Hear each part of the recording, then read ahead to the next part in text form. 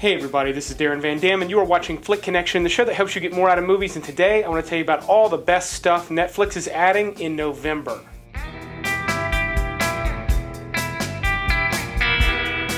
So right off the bat, November 1st, we get a whole swath of some really great movies, starting with Close Encounters of the Third Kind, which is one of my favorite movies in the genre. It's one of my favorite Spielberg movies. Now, obviously, I like Jurassic Park and Jaws a little bit more, but it is one of his earlier movies that I really, really love. There's a lot of magic in this movie, not just movie magic, but there's just like a sense of wonder and magic in this movie. People talk all the time about how it's brilliant that you couldn't see the shark in most of Jaws, and that was due to like mechanical failure on the part of the animatronic and other things with him, just the spectacle. But the magic and sense of wonder that he created with movies like this and E.T.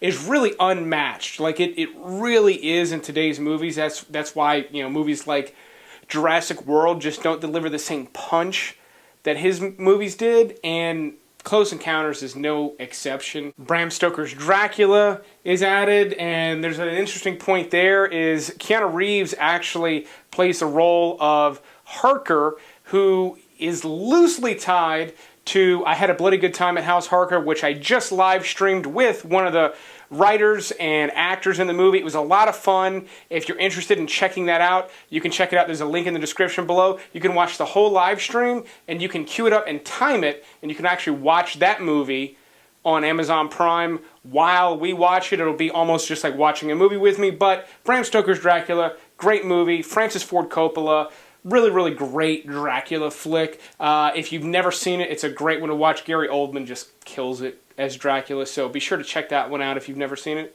Children of Men gets added, which is one of my favorite sort of like modern sci-fi movies. It's not quite post-apocalyptic. I mean, the world's turning to shit in the movie, but it's just great adventure story. It's got some incredible sequences in it, including a one shot that starts off fairly slow and then just turns into this all-out action sequence towards the end of the movie. I have rewatched this movie a bunch of times, but I've watched that sequence even more. It's really, really incredible what was done with that. If you saw it and didn't pay attention to some of that stuff, definitely revisit this one soon. If you like content like this, be sure to click that subscribe button and also click the little bell icon so you get notified when I put new videos out. But I put new content out like this multiple times a week. And a day late and a silver dollar short, Dusk Till Dawn just got added. I'm not sure why they added that on November 1st instead of in fucking October when everyone was watching movies like this. But I do love this one, directed by Robert Rodriguez, starring obviously George Clooney, Harvey Keitel, but also Quentin Tarantino in a pretty good, kind of crazy role. And talking about all the guys, Salma Hayek kills it in this one as well. Danny Trejo. It's such a fun movie and a really great Halloween watch. Unfortunately, for whatever reason, they didn't add it. Somebody else must have had it for October, but Netflix has it now.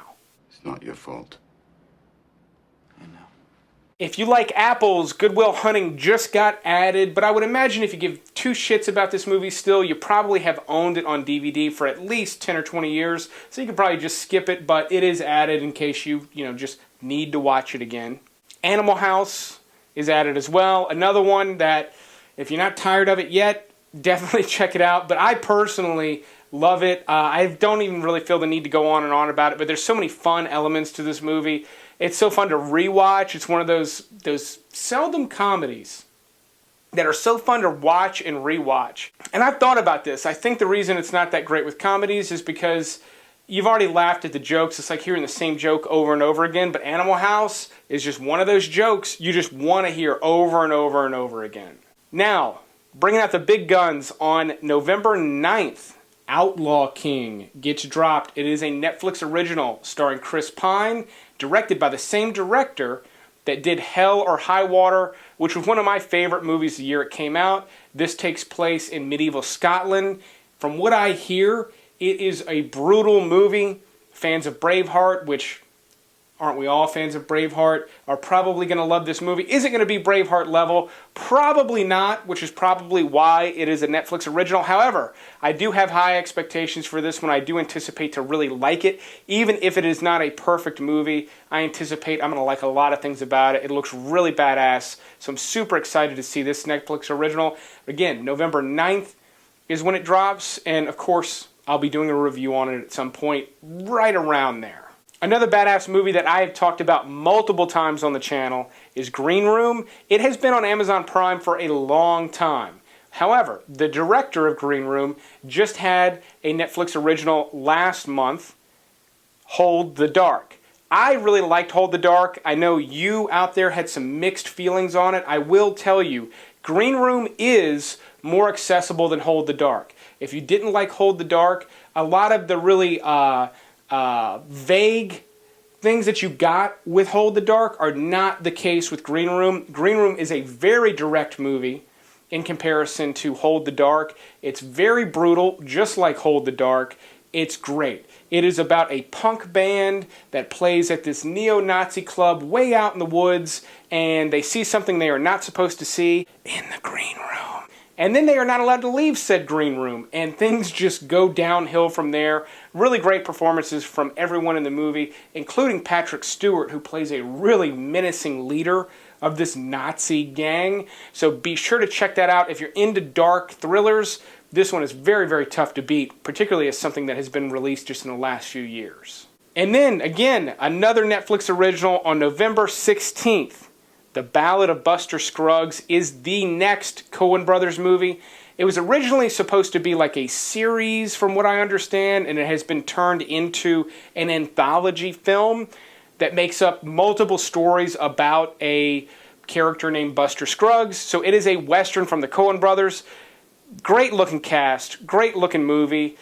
Even if it's not one of the Coen Brothers' best, you can damn well guarantee it's going to be an awesome movie. So I am super excited about that one. And of course, I'll be reviewing that one too. I don't even know why I'm having to whisper it.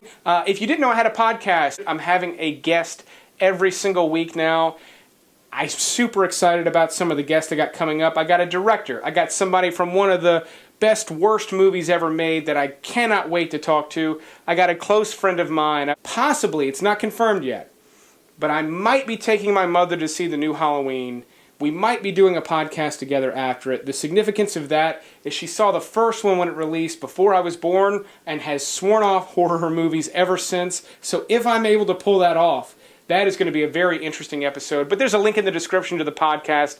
Go subscribe to the channel, or you can find it on iTunes, Google Play, Spotify, iHeartRadio, anywhere podcasts are found.